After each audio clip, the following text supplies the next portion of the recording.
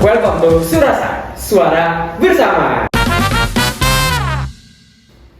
Hari Selasa ketemu Rahmat. Cakep. Welcome to Surasa, suara bersama. Assalamualaikum warahmatullahi wabarakatuh. Shalom, Om Swastiastu, Namo Buddhaya, salam kebajikan dan salam sejahtera bagi kita semua. Selamat datang di Surasa, suara bersama. Bersama aku, Ahmad Agung Wilarso, sebagai host yang akan memandu topik-topik isu-isu yang bakal kita bahas tuntas bersama narasumber keren hari ini. Nah, sebelum kita masuk nih, aku tuh mau ngasih tahu, kita nih ya, sebagai Gen Z, tuh sering banget punya banyak ketakutan. Misal yang lagi rame TikTok nih, misal kita takut banget kalau misalkan rapot Spotify kita ada yang gak estetik kayak lagu Tabola Bale. Terus juga kita kadang suka ngerasa takut nih, kalau misalkan tiba-tiba lagi makan enak, tiba-tiba masnya bilang, Mas, Mbak, maaf, Krisnya nggak bisa. Waduh, tapi tenang aja teman-teman. Tahu nggak sih, ada satu permasalahan yang aku rasa itu semua generasi itu selalu mengalaminya. Ada yang bisa tebak? Betul banget, academic pressure. Aku yakin banget dari orang tua, nenek, kakek, om, bude, adik, semuanya pasti bakal ngerasain yang namanya tekanan akademik. Entah dari berbagai faktor. Nah, tekanan akademik ini itu membuka pintu yang bakal terhubung ke seluruhnya. Dan salah satu pintu yang terhubung itu terkait tentang kesehatan mental. Pasti udah nggak asing lagi dong tekanan akademik dengan kesehatan mental. Maka dari itu, aku mau ngajak teman-teman kalian ya yang nonton, yang hadir hari ini juga buat ngebahas tentang isu bersama narasumber yang sangat kece. Tapi sebelum kalian kenal sama narasumber, aku mau baca sedikit nih. Perlu dikit tentang narasumber kita pada hari ini. Jadi narasumber kita pada hari ini adalah Kak Putri Waluyo. Dia adalah mahasiswa aktif semester 7 di program studi kesehatan masyarakat dengan peminatan promosi kesehatan dan ilmu perilaku di Universitas Diponegoro. Nah, dia itu terampil banget di bidang public speaking, editing, desain grafis, dan perancangan program kesehatan. Nah, beliau juga aktif di berbagai organisasi. Salah satunya sekarang beliau lagi menjabat sebagai wakil divisi di bidang pengabdian masyarakat di lembaga Pers Mahasiswa Pabrika Health. Nah, tanpa berlama-lama lagi, yuk kita kenalan bersama narasumber hebat kita satu ini. 1, 2, 3. Nah, oke, hai Kak. Halo Agung. Nah, kan teman-teman udah tahu kalau aku Agung nih. Kakak boleh nggak sih Kak kenalan nih Kak sama penonton nih biar makin kenal dan makin deket nih Kak? Boleh, kan kalau kata kupat itu kan tak kenal maka tak sayang. Tapi aku punya tak kenal kayak wae wis wae lah. Waduh, saya biar makin indah sama teman-teman nih Kak. Tapi teman-teman tahu nggak ya bahasa Jawa tak kenal kayak wae itu tak kenalkan saja. Tak itu ayo kita kenalkan saja gitu. Oke, kenalin, aku Putri Waluyo, aku mahasiswa dari Peminatan Promosi Kesehatan dan Ilmu Perilaku Fakultas Kesehatan Masyarakat, Prodi Kesehatan Masyarakat, Fakultas Kesehatan Masyarakat. Dan alhamdulillah aku saat ini udah ada di semester 7 ya teman-teman.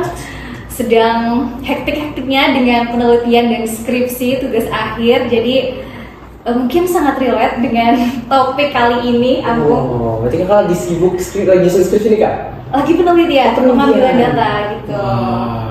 Waduh, tapi ya Kak, ini kalau aku jujur Kak, dari aura-aura kamu tuh aku bisa membaca 1000 aura positif gitu loh Kak. Aku tuh ngerasa kayak senang aja bisa hadir di sini gitu. Karena aku tuh auranya positif banget loh. Kakak ngerasa nggak sih Kak? Sebenarnya ini akan menjadi poin plus atau apa? Aku nggak tahu. Cuman harus profesional aja sih, meskipun hatinya tuh kacau dengan kekhawatiran data penelitian apakah bisa mencakup semua responden atau enggak. Cuman untuk podcast kali ini harus profesional, harus menampilkan yang terbaik buat teman-teman semuanya gitu. Oke, karena tadi Kakak udah lagi mention tentang Kakak lagi yang melakukan penelitian nih Kak. Kan Kakak berarti semester udah cukup lama ya Kak di Undip ya Kak? Ya sudah 3 tahun lebih ya. Hampir 3 tahun ya? Oh iya 3 tahun bener. Nah, kalau aku mau sebelum kita masuk ke topik ini, aku mau tahu dulu Kak, kira-kira dari gambaran Kakak tuh sudut pandang Kakak ya, itu fenomena peningkatan stres dan kecemasan di lingkungan kampus tuh gimana sih Kak? Kalau ngeliat masuk tuh kalau stres tuh gimana tuh Kak fenomena itu Kak? Dari aku sendiri ya, sebenarnya dari aku pribadi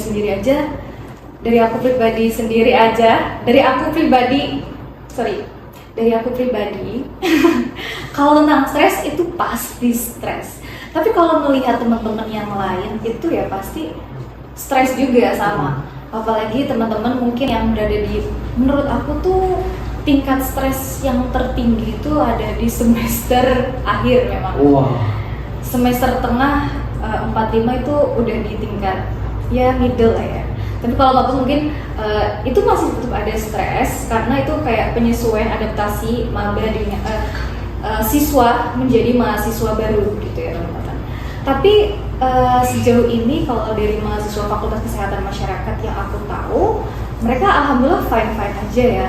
Cuman kalau misalkan dari temen lingkungan aku itu pastinya ada, dan aku pribadi itu saling curhat, saling cerita gitu. Karena kita tidak bisa memungkiri kalau misalkan dalam dunia perkuliahan, dalam dunia akademik itu pasti ada pressure, pasti ada tuntutan, ada beban yang harus dipanggul, yang harus kita capai, yang benar-benar bikin kayak kita tuh kepikiran, kita bingung, kayak sampai overthinking, gimana ya kita menyelesaikannya, gimana kita bisa menyelesaikan satu persatu tugas, satu persatu tuntutan, program kerja di organisasi, atau mungkin dari keluarga kita sendiri gitu. Pasti kan ada ya, kayak harapan orang tua yang menaruh beban, kamu harus berprestasi, kamu harus naik terus, kamu harus 4 gitu. Itu kan bener-bener yang pasti ada momen dimana seseorang itu memikirkan, dan ya mungkin itu udah ada di posisi stres juga gitu. Nah, tadi kalau ngomongin tentang semester 7 ya Kak, nah itu kan berarti Kakak tadi juga sempat mention ya salah satunya tentang akademik nih Kak. Nah emang tekanan akademik, emang kalau teman-teman boleh tahu menurut Kakak tuh tekanan akademik itu apa sih Kak? Kalau menurut aku pribadi tekanan akademik itu sebenarnya apa ya?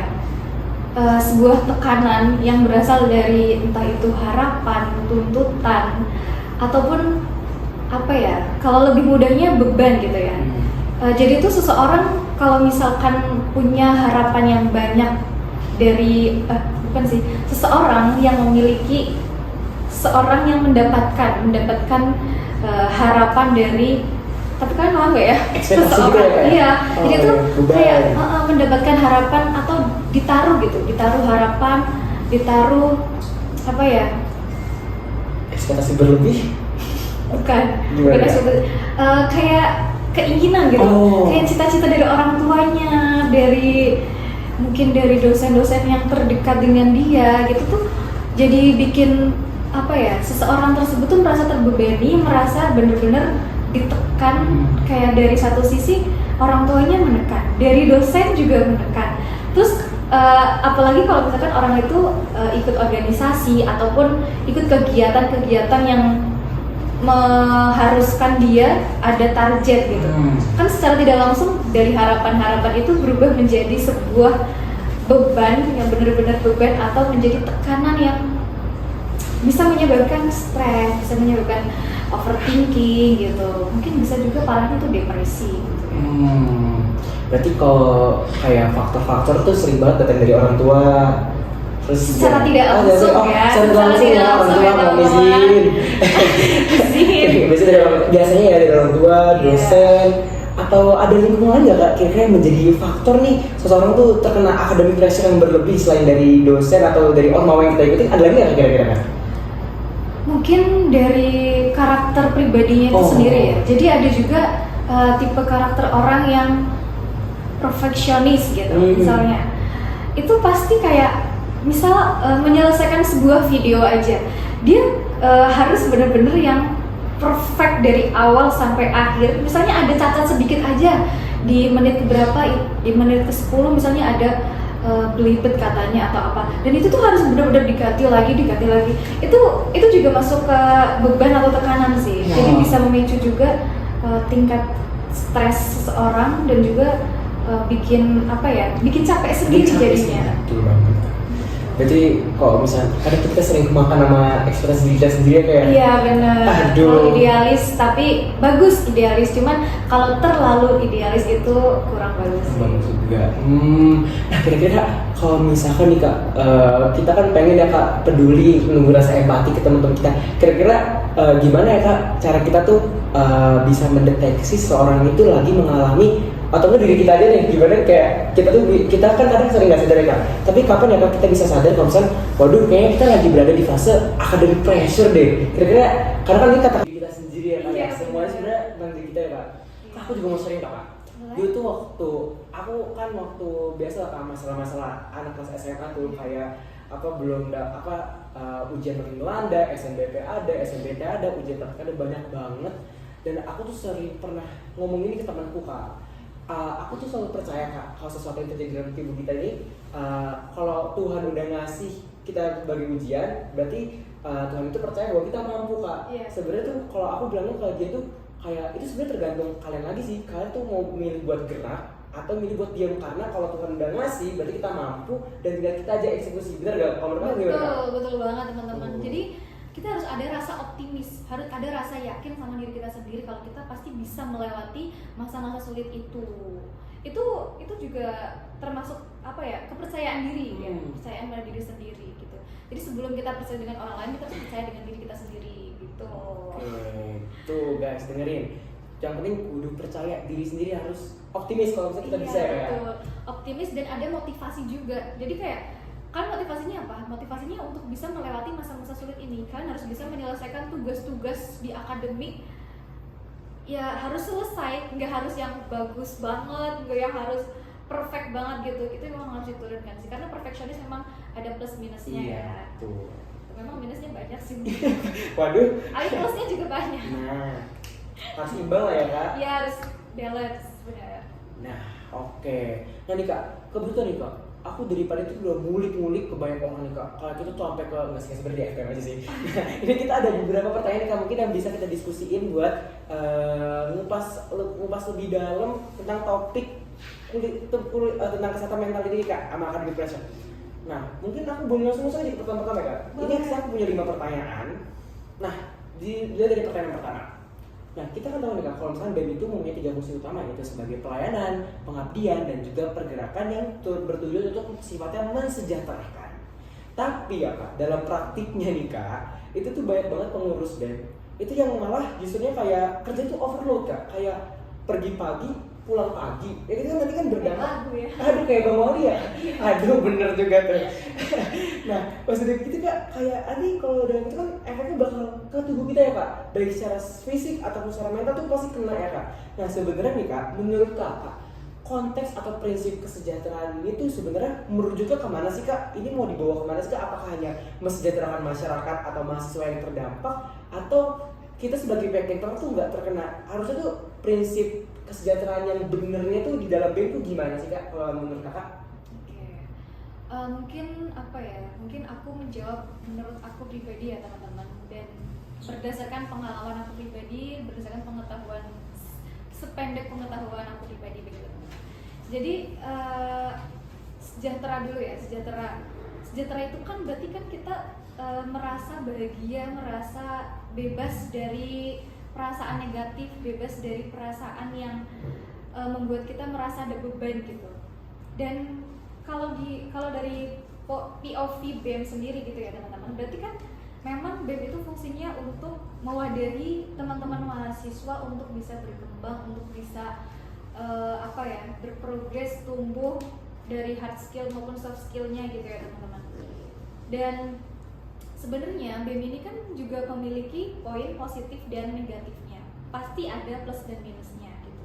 Dan kalau misalkan terkait sejahtera, memang salah satu proker atau fungsi dari proker di BEM itu kan untuk memberikan kesejahteraan untuk mahasiswa di luar BEM seperti itu. Tapi menurut saya sebaiknya sebelum kita mensejahterakan mahasiswa lain di luar BEM, itu kita harus mensejahterakan diri kita, anggota internal di dalam BEM-nya gitu.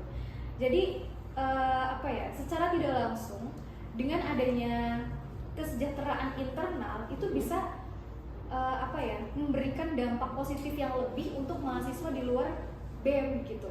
Jadi jadi kalian tuh tidak jargoni, gimana ya, bukan jargoni sih, jadi tuh kalian dengan sejahtera internal itu kalian secara langsung atau tidak langsung itu memberikan energi positif, memberikan kesejahteraan untuk mahasiswa di luar BEM gitu. Oh, berarti kesejahteraan ini nggak melulu tentang eksternal kayak, tapi internal dan eksternal. Kalau kalian itu penting. Jadi kalau misalkan kalian udah tahu nih ciri-ciri kalian udah ada di overthinking, udah di stress, overthinking itu harus kalian benar-benar luapkan. Kalian harus tahu coping stress kalian itu apa, entah itu baca buku, journaling, curhat sama teman, atau mungkin makan coklat, makan yang manis-manis, atau yang lainnya gitu ya teman-teman. Dan skill coping stress ini sangat berpengaruh dan benar-benar sangat penting untuk bisa mengelola tekanan akademik gitu. Kalau dari aku pribadi itu coping stressnya itu makan manis. Oh, makan manis. Iya yang nggak jodohin makan gitu berarti ya. langsung bahagia gitu Kak? Ya nggak langsung juga sih.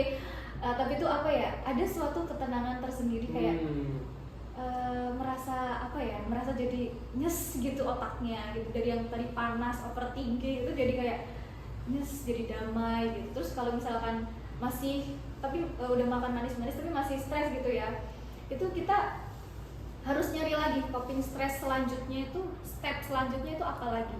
Misal dari makanan manis itu level pertama, level keduanya kita nonton maraton, nonton film, nonton drakor atau yang lainnya gitu ya. Terus level kalau misalnya masih stres juga, masih kayak aduh masih pusing nih, masih kebawa, masa udah nonton tapi kok masih kepikiran lagi gitu. Nah itu bisa nih cerita atau curhat gitu teman-teman. Jadi teman-teman tuh bisa bisa nggak hanya ke teman, nggak hanya ke ke partner gitu, tapi itu ke orang tua, ke seorang yang spesial mungkin atau ke dosen juga bisa teman-teman. Jadi teman-teman tuh kayak harus memanfaatkan hak teman-teman untuk bisa berdiskusi. Nah, berdiskusi ini itu kalian bisa manfaatin untuk diskusi dengan masalah pribadi teman-teman begitu. Jadi teman-teman bisa memanfaatkan peluang tersebut, kesempatan tersebut ketika kalian masih di kuliah gitu ya. Ketika kalian masih menjadi mahasiswa, kan bisa memanfaatkan hak-hak tersebut. Kalian punya hak banyak untuk bisa berkomunikasi, berkoordinasi dengan dosen kalian gitu. Apalagi dosen wali. Itu kalian pasti di welcome banget sama dosen wali tersebut untuk cerita tentang tekanan akademik, cerita tentang masalah pribadi atau keluarga, itu pasti bakal direspon dan dikasih feedback baik sih sama beliau gitu. Berarti emang akademik dasar ini tekanannya erat banget sama kesehatan mental, dan kita harus tahu gimana cara kita menjaga itu ya Kak? Betul. Tapi aku setuju banget sih Kak, aku tuh juga kadang kalau lagi kan sugar craving ya, makan yang manis yang biar kita memberikan energi. Nah aku tuh kadang aku setuju banget sama kita cerita, karena menurutku ketika aku lagi stres pun ya Kak, aku tuh dengan sharing energi ke temanku, dan temanku bisa nge-trap itu energi, bisa kayak ngedengerin kita atau bisa ngasih kita ngebaik, kita tuh ngerasa diterima dan kita tuh ngerasa feel lebih lega. Benar. Jadi kayak yang beban itu kayak sedikitnya tuh udah terlepas. Iya. Gitu. Benar, setuju banget tuh. Wah berarti kalau secara langsung ya teman-teman, Kak Putri ini udah ngasih strategi jitu nih buat teman-teman yang lagi ngerasa tekanan akademik lagi melanda, apalagi kan sekarang lagi UAS Kak, lagi masa-masa mau UAS, juga kita mau daftar ormawa, lagi bingung, BEM, UKM lagi di dorong-dorongan nih Kak. Nah, kira-kira Kakak ada strategi lain nih Kak? Atau ada tips yang mungkin belum Kakak sampaikan nih ke teman-teman, biar siapa tahu kayak wah ini kayaknya tips gua banget nih biar kalau misalnya lagi ngadepin stres bisa menanganinnya Kak. Kakak ada strategi lain nih Kak? Mungkin harus tahu diri kalian masing-masing sih. Jadi kita harus benar-benar self love. Kalian harus benar-benar memahami diri kalian ketika lagi down, ketika kalian butuh teman, ketika kalian benar-benar ada di posisi yang terendah dan kalian bingung harus ngapain. Itu kan harus tahu step by stepnya mau ngapain. Dan kalian jangan terlalu fokus dengan perasaan negatif, perasaan yang kayak cemas, khawatir gitu. Kalian harus bisa optimis ke diri kalian sendiri gitu. Jadi benar-benar harus self love, harus optimis ke diri sendiri, dan harus bisa manajemen waktu. Entah itu manajemen waktu, manajemen tugas, pikiran. Tapi dari skill manajemen itu kalian tuh bisa secara tidak langsung mengelola atau menyelesaikan tugas-tugas yang menjadi tekanan akademik kalian dengan mungkin dengan menurunkan tingkat perfeksionisnya gitu. Mungkin kalau apa ya, prinsipnya mahasiswa akhir itu yang penting tugasnya selesai gitu. Yang penting selesai gitu guys. Berarti kuncinya ada di diri kita sendiri ya kak, Iya. diri kita sendiri ya kak. Iya, Semuanya benar. sebenarnya tentang diri kita ya kak. Iya. Kak, aku juga mau sharing kak. Boleh. Dulu tuh waktu biasa lah kak, masalah-masalah anak kelas SMA tuh kayak apa ujian makin melanda, SNBP ada, SNBT ada, ujian praktek ada banyak banget. Dan aku tuh sering pernah ngomong ini ke temanku kak.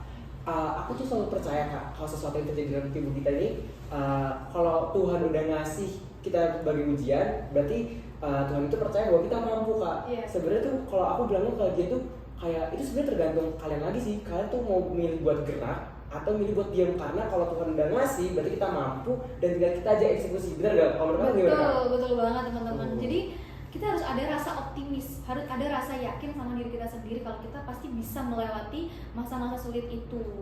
Itu juga termasuk apa ya, kepercayaan diri ya, kepercayaan pada diri sendiri gitu. Jadi sebelum kita percaya dengan orang lain, kita harus percaya dengan diri kita sendiri gitu. Oke, tuh guys dengerin. Yang penting kudu percaya diri sendiri, harus optimis kalau misalnya kita bisa ya. Betul. Optimis dan ada motivasi juga. Jadi kayak kan motivasinya apa? Motivasinya untuk bisa melewati masa-masa sulit ini. Kalian harus bisa menyelesaikan tugas-tugas di akademik. Ya harus selesai, nggak harus yang bagus banget, nggak yang harus perfect banget gitu. Itu memang harus diturunkan sih. Karena perfeksionis memang ada plus minusnya Iya, ya. tuh. Memang minusnya banyak sih. Waduh. Tapi plusnya juga banyak. Nah, harus imbang lah ya kak. Iya harus balance benar. Nah, oke. Nah nih kak, kebetulan nih kak, aku daripada itu udah ngulik-ngulik ke banyak orang nih kak. Kalau kita tuh sampai ke nggak sih seperti FM aja sih. Nah, ini kita ada beberapa pertanyaan nih kak, mungkin yang bisa kita diskusiin buat ngupas lebih dalam tentang topik tentang kesehatan mental ini kak, sama academic pressure. Nah, mungkin aku boleh langsung aja ke pertama-tama ya kak. Ini aku punya 5 pertanyaan. Nah, dilihat dari pertanyaan pertama. Nah, kita kan tahu nih kak, kalau misalnya BEM itu mempunyai 3 fungsi utama, yaitu sebagai pelayanan, pengabdian, dan juga pergerakan yang bertujuan untuk sifatnya mensejahterakan.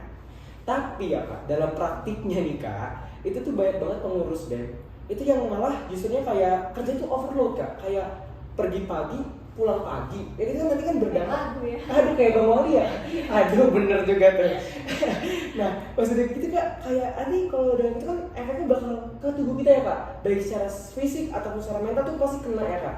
Nah sebenarnya nih kak, menurut kakak konteks atau prinsip kesejahteraan ini tuh sebenarnya merujuknya kemana sih kak? Ini mau dibawa kemana sih kak? Apakah hanya mensejahterakan masyarakat atau mahasiswa yang terdampak, atau kita sebagai pihak yang tuh nggak terkena? Harusnya tuh prinsip kesejahteraan yang benernya tuh di dalam BEM tuh gimana sih kak kalau menurut kakak? Oke. Mungkin apa ya? Mungkin aku menjawab menurut aku pribadi ya teman-teman, dan berdasarkan pengalaman aku pribadi, berdasarkan pengetahuan sependek pengetahuan aku pribadi begitu. Jadi sejahtera dulu ya, sejahtera itu kan berarti kan kita merasa bahagia, merasa bebas dari perasaan negatif, bebas dari perasaan yang membuat kita merasa ada beban gitu. Dan kalau dari POV BEM sendiri gitu ya teman-teman, berarti kan memang BEM itu fungsinya untuk mewadahi teman-teman mahasiswa untuk bisa berkembang, untuk bisa berprogres, tumbuh dari hard skill maupun soft skillnya gitu ya teman-teman. Dan sebenarnya BEM ini kan juga memiliki poin positif dan negatifnya. Pasti ada plus dan minusnya gitu. Dan kalau misalkan terkait sejahtera, memang salah satu proker atau fungsi dari proker di BEM itu kan untuk memberikan kesejahteraan untuk mahasiswa di luar BEM seperti itu. Tapi menurut saya sebaiknya sebelum kita mensejahterakan mahasiswa lain di luar BEM, itu kita harus mensejahterakan diri kita, anggota internal di dalam BEM-nya gitu. Jadi secara tidak langsung dengan adanya kesejahteraan internal itu bisa memberikan dampak positif yang lebih untuk mahasiswa di luar BEM gitu. Jadi jadi kalian tuh tidak jargoni, gimana ya, bukan jargoni sih. Jadi tuh kalian dengan sejahtera internal itu kalian secara langsung atau tidak langsung itu memberikan energi positif, memberikan kesejahteraan untuk mahasiswa di luar BEM gitu.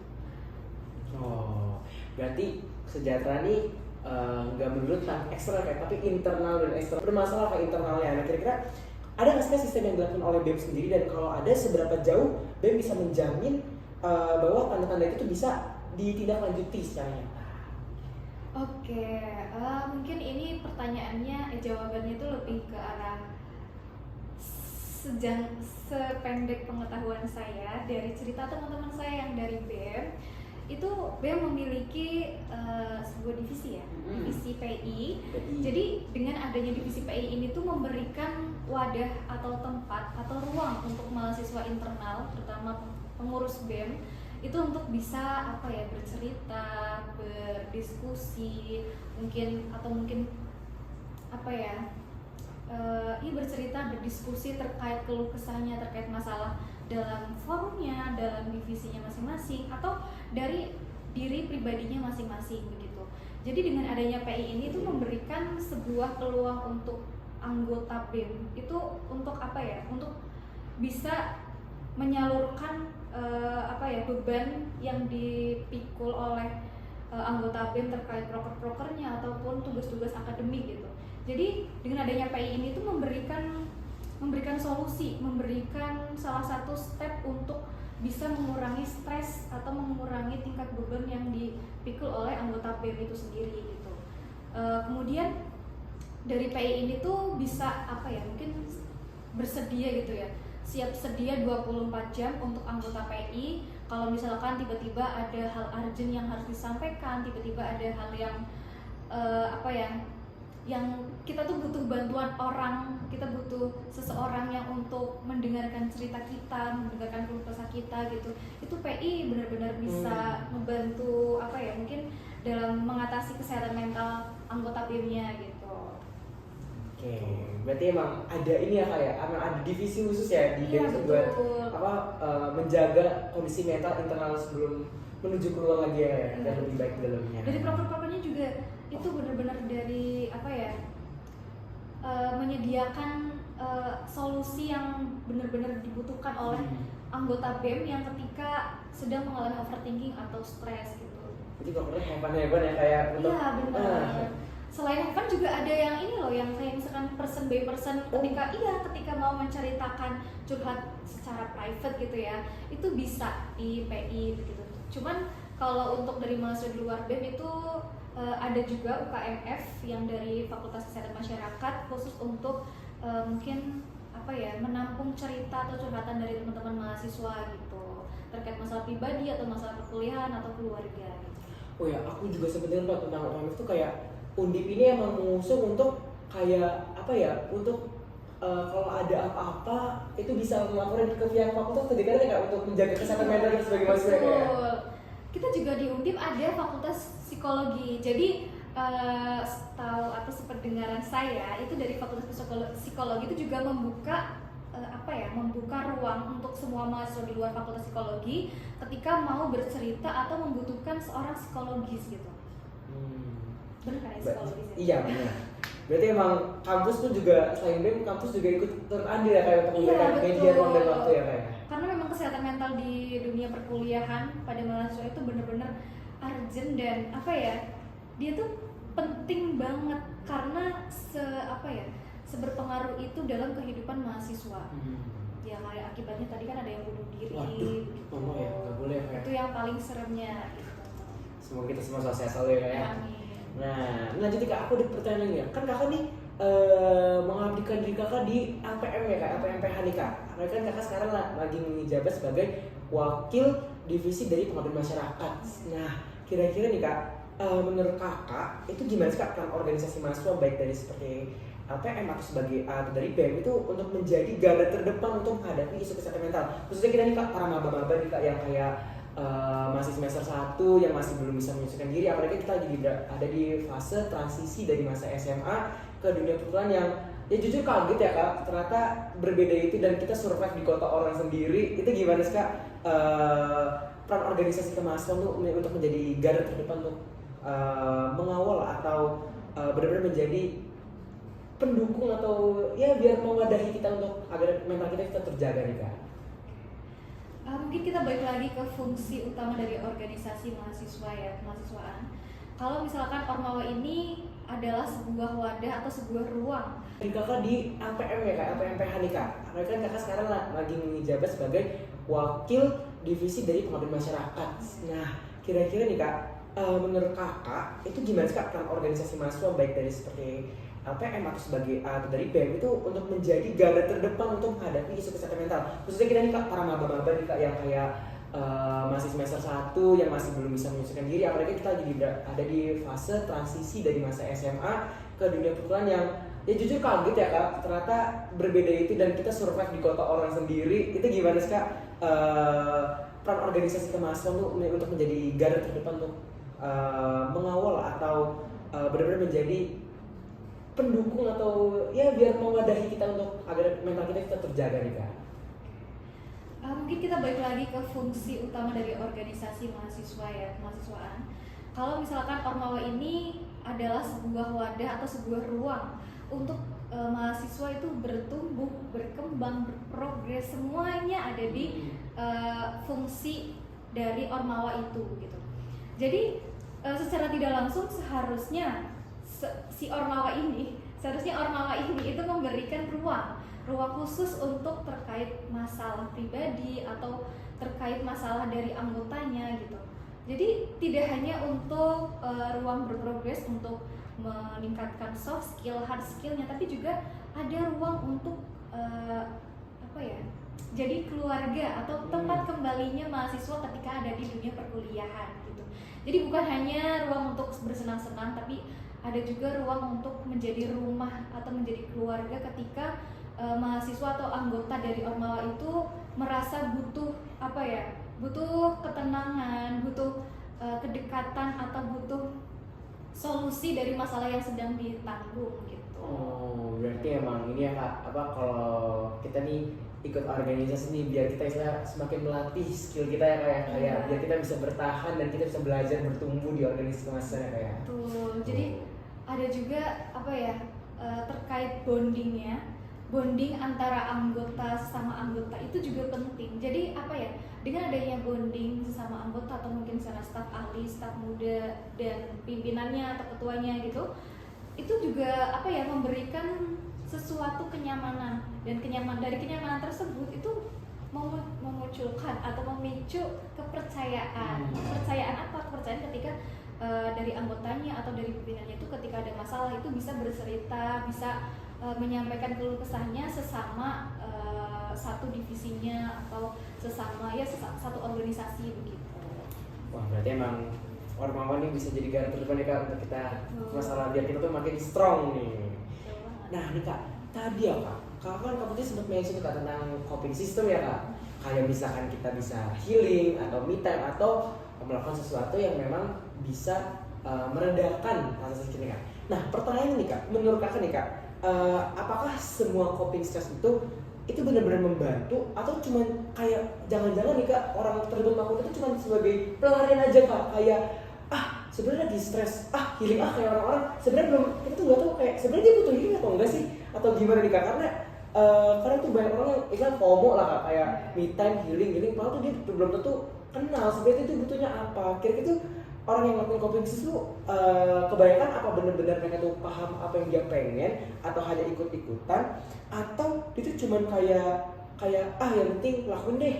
Nah kira-kira gimana sih cara ngedeteksi memastikan bahwa coping system atau coping mechanism yang kita pilih itu benar-benar tepat dan sehat, bukan cuma sekedar sebagai tanda kutip self reward atas tingkat stres yang sebenarnya kita alami gitu sih Kak. Kira-kira gimana sih biar kita tuh menemukan coping system yang benar-benar sehat dan tepat buat diri kita sendiri.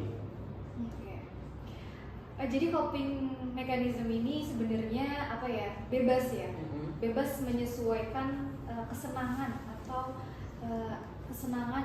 ketenangan pada masing-masing orang, karena masing-masing orang kan punya kesenangan atau ketenangannya sendiri-sendiri ya. Misalnya si A menganggap kalau misalkan healing itu adalah salah satu coping mechanism atau coping stressnya gitu, tapi si B bilang kalau misalkan me time adalah coping stressnya yang bener-bener gong gitu. Tapi Tapi kalau misalkan ada juga nih C yang ikut-ikutan, kalau misalkan FOMO gitu ya teman-teman. FOMO kalau misalkan si A itu sukanya healing, dia juga ikut healing. Nah, gimana sih biar kita tahu kalau misalkan coping stres kita itu udah benar? Itu ya dengan kita mengetahui kalau misalkan yang kita lakukan itu tuh membuat kita merasa tenang, merasa happy. Ya meskipun itu merupakan salah satu pelarian ya teman-teman. Tapi kita ada dimana kalau misalkan kita healing, kita me time, itu kita ada merasakan ketenangan, kita ada merasakan kayak sedikit berkurang beban kita, sedikit berkurang stres kita. Itu merupakan apa ya, salah satu ciri-ciri kalau misalkan coping stres kita itu udah benar gitu.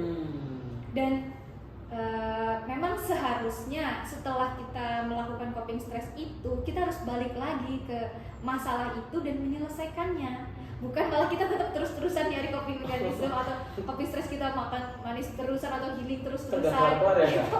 Itu bukan penyelesaian masalah ya. Jadi itu memang coping mechanism itu harus diimbangi sama problem solving gitu. Jadi apa ya, problem solving, coping mechanism atau coping stress sama manajemen skill itu tuh penting. Jadi 3 skill ini tuh saling berkolaborasi begitu teman-teman. Jadi dengan adanya coping stress ini, setelah kalian merasa tenang, setelah kalian merasa happy, itu kalian bisa berpikir lebih jernih, berpikir lebih positif untuk bisa menyelesaikan masalah kalian yang lebih dulu gitu.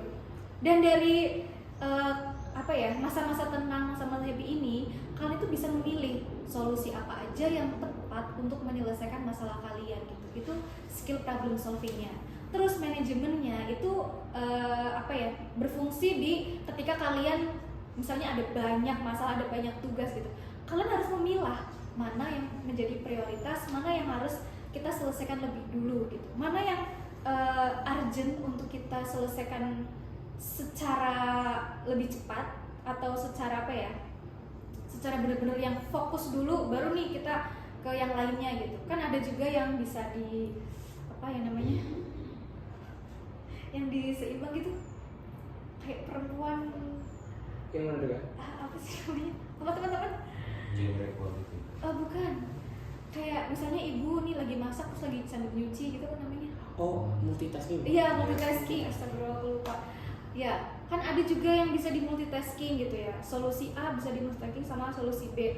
Nah, ada juga solusi yang benar-benar harus fokus di satu masalah itu aja. Itu juga salah satu cara untuk menyelesaikannya dengan ada skill manajemennya. Berarti emang kayak ini ya Kak, istilahnya kalau kita udah ngerasa coping system atau coping mechanism tertentu tuh kita udah ngerasa safety, kita udah ngerasa aman, dan kita bisa tenang, akhirnya kita bisa berpikir jernih, baru kita bisa nyelesain hajar semuanya Kak. Betul banget gitu. Nah nih Kak, pertanyaan terakhir nih Kak. Sebenarnya kalau misalkan ngomong tentang sistem pelayanan kampus, kan kampus udah nyediain kayak ruang ya, baik dari kampus atau Ormawa udah nyediain ruang dan waktu untuk welcome kalau emang ada apa-apa untuk menjaga. Karena di sini udah kan berprinsip kesehatan mental itu yang utama ya Kak ya.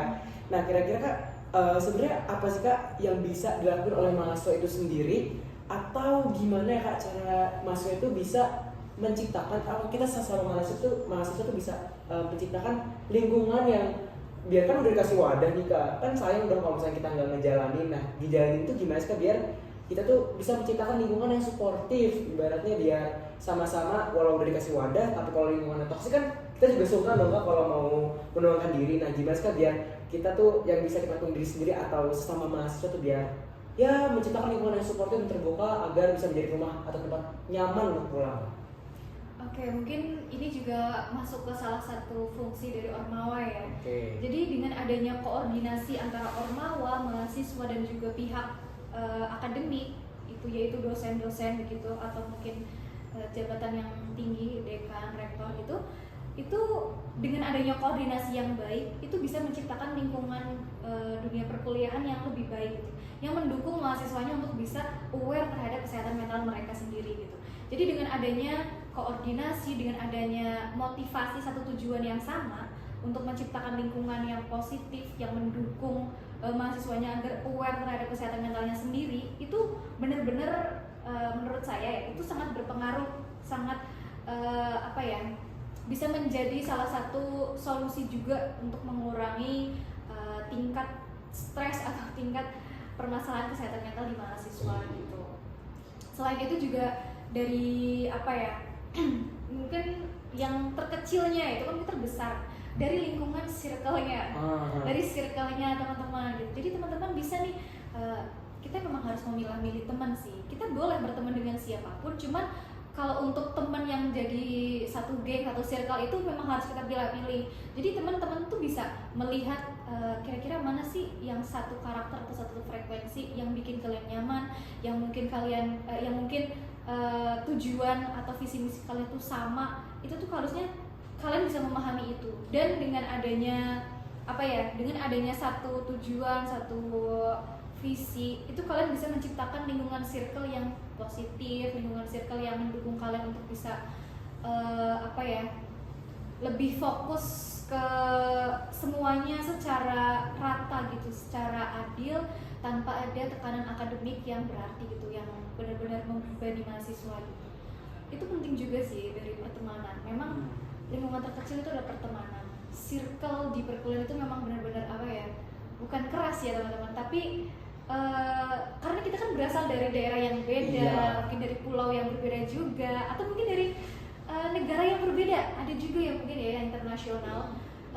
Tapi tuh kita tetap harus memilah-milih apa ya, teman yang nantinya akan menemani kita berjuang selama berapa semester selama masa perkuliahan itu. Jadi harusnya tuh teman ya ada di segala situasi gitu ya teman, bukan hanya yang bahagia aja, senengnya, serunya aja, tapi yang ketika kita lagi down-nya, ketika lagi butuh bantuan itu teman satu circle-nya harus ada, harus membantu gitu teman-teman. Jadi memang apa ya, pesan saya harus memilih circle pertemanan yang benar-benar benar gitu. Kalau kata ini ya apa, kita berteman sama tukang parfum, kita juga ikut bawa parfum kali ya. Iya betul, itu juga bisa. Jadi kalau kita berteman sama anak-anak yang berprestasi, mau wapres itu, insya Allah kita bisa kecipratan prestasinya, kita bisa ikut, kita nimbrung ikut lomba apa sama dia, terus jadi kita ikut juara, itu kan jadi poin positif juga gitu teman-teman. Jadi memang apa ya, skill untuk memilih teman juga perlu diasah juga sih di dunia perkuliahan. Apalagi anak perantauan tuh, benar tuh. itu penting banget karena kita jauh dari keluarga, kita nggak punya siapa-siapa di daerah orang lain, dan kita cuma punya teman. Jadi ya itu. Berarti bener ya Kak, kalau misalkan walaupun at the end of the day kita sendiri, tapi kita juga harus punya punya seorang yang bisa survive, tapi bukan berarti kita ngurung diri gaulnya masih itu aja. Tapi bisa bebas luas, tapi apa, kita bisa bergaul sama siapa aja, tapi kita emang harus punya tameng lah ya kayak istilahnya untuk bertahan gitu. Jadi pengganti keluarga kita itu anak perantauan itu adalah teman atau dosen. Jadi kalau dosen kan mungkin ada rasa senioritas, junioritas, atau sungkan atau takut karena dosen walinya killer atau apa gitu. Jadi ya memang teman adalah salah satu pengganti keluarga kita gitu. Mungkin aku udah cerita nggak ya? Boleh bercerita gitu. Boleh ya. Cerita sedikit aja sih, singkat. Jadi tuh aku kemarin sempat banget sakit demam tinggi. Ini ya karena tugas akhir ya. Tugas akhir itu aku demamnya tinggi benar-benar sampai 39 ke atas. Dan aku posisinya mataku tuh gak bisa ngelihat secara jernih gitu ya. Pasti ada kayak gelap dan sakitnya gitu. Itu tuh aku gak punya keluarga, gak punya siapa. Aku udah mau hubungi keluarga aku, cuma aku bingung gitu kan. Coba hubungin teman kamu gitu kan. Aku udah mau hubungin temanku satu-satu gitu ya. Terus alhamdulillahnya ada nih yang free waktu itu. Terus akhirnya ya aku minta tolong dia untuk nganterin aku periksa ke dokter dan kayak ngebantuin beli makanan gitu. Itu benar-benar sangat membantu ketika aku nggak punya siapa-siapa di daerah perantauan. Jadi sepenting itu teman-teman yang punya circle pertemanan yang positif, yang baik gitu teman-teman. Jadi apa ya seberpengaruh itu dalam kesehatan mental atau kesehatan fisik juga. Salah satu bentuk rezeki ya Kak? Iya, itu rezeki yang alhamdulillah banget sih. Alhamdulillah. Berarti emang kuncinya nih komunikasi dan pemahaman ya Kak, biar kita tuh bisa lingkungan yang suportif dengan memilih pertemanan yang baik, juga punya komunikasi yang koordinasi yang baik juga, sama pemahaman ya Kak, saling memahami biar satu ormawa atau satu lingkup ini bisa nyiptain kita tuh biar terbuka dan bisa pulang. Nah, nih ya kak, aku tuh kan udah ngapal itu dari riset kak, banyak banget dari 200.000 pertanyaan tuh. Waduh, Emang banyak cuma banget. bisa nanya 5 aja nih di kesempatan kali ini. Nah kira-kira kalau buat teman-teman nih kak yang mau bertanya, kira-kira bisa menghubungi kakak atau gimana nih kak? Boleh banget nih Lewat mana, ke Kak? IG atau TikTok boleh. Apa tuh Instagram kak? Ini nanti ada ya di bawah ya. Nah, bisa. Kakak bisa dihubungin? Bisa, tapi lewat email aja ya, lewat Oh. email atau LinkedIn gitu. Bisa ke LinkedIn-nya Putri Waluyo atau IG-nya itu @putri_wli_8 gitu. Teman-teman bisa DM. Aku free kapanpun sih. Cuman kalau misalkan aku lagi ada kesibukan mungkin dibalasnya agak slow res gitu ya teman-teman, karena kan lagi skripsian juga, lagi penelitian gitu. Tuh, buat teman-teman yang mau nanya tentang ada pertanyaan lain atau gimana, itu teman-teman bisa banget langsung aja bisa di LinkedIn atau di Instagram Kak Putri. Tapi inget, yang sopan kudu sopan ya. Kalau emang gak sopan gak usah dibahas kak. Gak usah. Yang Langsung saya blok aja ya. Waduh. Nah, gitu teman-teman, kira-kira tentang pertanyaan 5 pertanyaan ini kayak udah aku saring dari 200.000 pertanyaan kak. Nah, kira-kira kakak ada nggak sih kak pesan nih ya buat mahasiswa, kan kakak udah semester 7 nih kak, udah lebih berpengalaman. Nah, kira-kira kakak ada nggak sih pesan-pesan biar kita sebagai mahasiswa tuh bisa menjaga mental kita tuh agar tetap stabil di era gempuran tekanan akademik yang terus meninju-ninju kita nih kak? Oke, mungkin pesannya tetap tenang, tetap optimis, meskipun pikirannya kacau, overthinking, itu kalian harus memahami diri kalian sendiri. Kalian yang pertama harus kalian lakukan itu paham, tahu coping stress pertama yang harus kalian lakukan itu apa. Setelah itu baru kalian bisa berpikir dengan tenang untuk bisa menentukan solusi yang tepat untuk menyelesaikan masalah-masalah yang bikin pikiran kalian tuh kacau, bikin kalian overthinking gitu. Jadi tetap tenang aja, karena kita pasti punya timingnya masing-masing ya teman-teman. Jadi meskipun ada deadline, tapi kita tetap jangan terpengaruh dengan orang lain di lingkungan kita gitu. Tapi kita fokus ke diri kita sendiri gitu. Jadi kita jangan membandingkan diri kita dengan orang lain, tapi kita bandingkan diri kita dengan diri kita yang sebelumnya gitu. Jadi tetap tenang, tetap optimis ketika banyak tekanan, ketika banyak tugas, ketika banyak masalah yang menerjang. Itu kuncinya tetap tenang, tetap optimis. Kita bisa menyelesaikan itu, kita bisa melewati masa-masa sulit itu gitu teman-teman. Oh, tetap tenang dan optimis, badai pasti berlalu ya kak? Betul banget, cocok. Nah kak, kira-kira nih kak, aku mau tanya dikit lagi deh kak, ternyata baru terlintas nih kak di pikiranku kak. Boleh. Nah kak, kira-kira nih kak, pentingan mana sih kak, kesehatan mental atau prestasi yang harus diutamakan kak? Gini ya, kalau analoginya, kalau prestasi kita bagus tapi kesehatan mental kita nggak bagus, stres gitu, gimana artinya? Oh, ini yang kacau juga sih Kacau sebenarnya. ya? Atau mungkin kalau misalkan kita kesehatan mentalnya buruk, kita nggak bisa berprestasi gitu. Karena kita stres, kita depresi, kita nggak bisa menghasilkan output yang bagus, output yang maksimal gitu. Jadi yang utama ya kesehatan mental, tetap kesehatan itu yang utama dan pertama begitu. Tuh. Berarti kalau berarti yang harus kita perbaiki berarti kesehatan mental dulu ya kak? Ya. Karena- Baik kesehatan fisik maupun kesehatan mental. Hmm. Kesehatan itu yang utama dan pertama dan utama. Oh, berarti emang penting banget ya kak kalau kesehatan itu harus utama, karena kalau misalnya kita sehat kita bisa melakukan apapun yang kita ingin ya kak? Betul banget. Gitu tuh. Itu teman-teman dicatat. Nah, kira-kira, kan kita udah ngebahas nih kak tentang tekanan akademik berhubung ke kesehatan mental, terus juga kita harus aware, kita harus tahu penanganan diri kita tuh gimana, karena banyak banget faktor-faktor yang eksternal atau internal yang mempengaruhi kesehatan mental kita ya kak, apalagi tentang academic pressure tuh teman-teman yang tadi tuh dicatat tuh, didengar yang penting-penting tuh ya. Nah kak, nih terakhir nih kak, kira-kira kakak ada nggak sih kak closing statement nih kak buat para penonton nih biar makin jos gitu kak? Closing statement untuk topik hari ini ya. Topik hari ini ya, mungkin kayak yang tadi kamu sebutin ya, tetap tenang dan optimis. Nah, badai pasti berlalu. Nah, Asik. tetap tenang dan optimis. badai pasti berlalu. Oke. Nah, mungkin aku mau ucapin terima kasih banyak nih Kak Putri udah mau meluangkan waktunya untuk menjadi narasumber kita pada hari ini. Mungkin boleh untuk tangan Kak Putri. Nah, Kak, kira-kira nih Kak, aku mau tanya dikit lagi deh Kak. Ternyata baru terlintas nih Kak di pikiranku Kak. Boleh. Nah Kak, kira-kira nih Kak, pentingan mana sih Kak kesehatan mental atau prestasi yang harus diutamakan Kak? Gini ya, kalau analoginya, kalau prestasi kita bagus tapi kesehatan mental kita nggak bagus, stres gitu, gimana artinya? Oh, ini yang kacau juga sistemnya. Kacau ya? Atau mungkin kalau misalkan kita kesehatan mentalnya buruk, kita nggak bisa berprestasi, gitu. Karena kita stres, kita depresi, kita nggak bisa menghasilkan output yang bagus, output yang maksimal gitu. Jadi yang utama ya kesehatan mental, tetap kesehatan itu yang utama dan pertama gitu.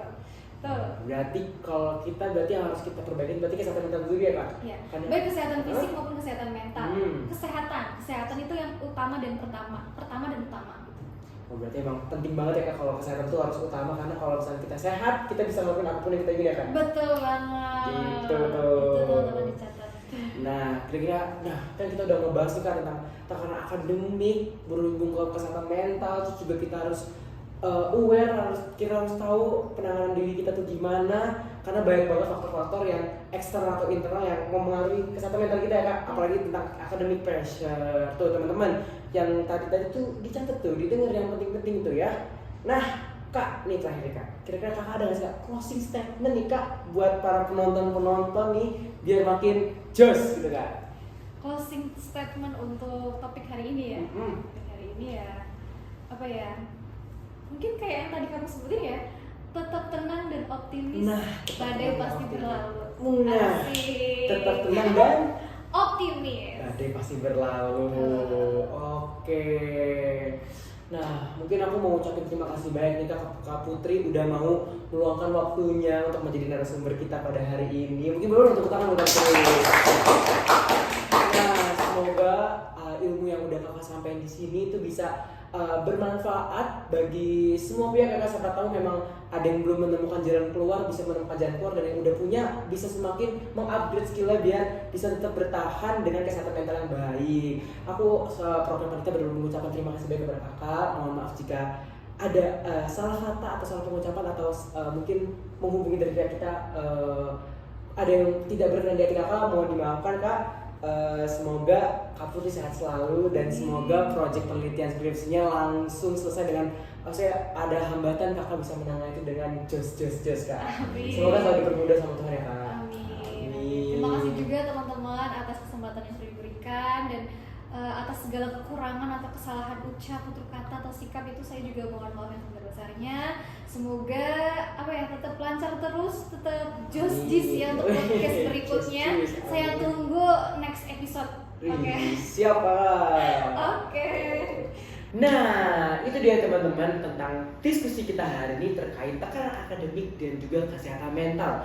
Bahwa perlu digarisbawahi, kita itu harus tetap optimis dan tetap tenang dan percaya badai pasti akan berlalu kalau kata Kak Putri. Dan itu benar, setuju banget sih Kak, benar. Nah, mungkin sekian dari kami. Mohon maaf jika ada kesalahan atau berbagai hal-hal yang di luar jangkauan kami. Nah, semoga teman-teman bisa menerima dan semoga teman-teman juga bisa mengerti materi hari ini tuh bisa diserap ke hati. Nah, kurang lebihnya mohon maaf. Wassalamualaikum warahmatullahi wabarakatuh. See you on the next project.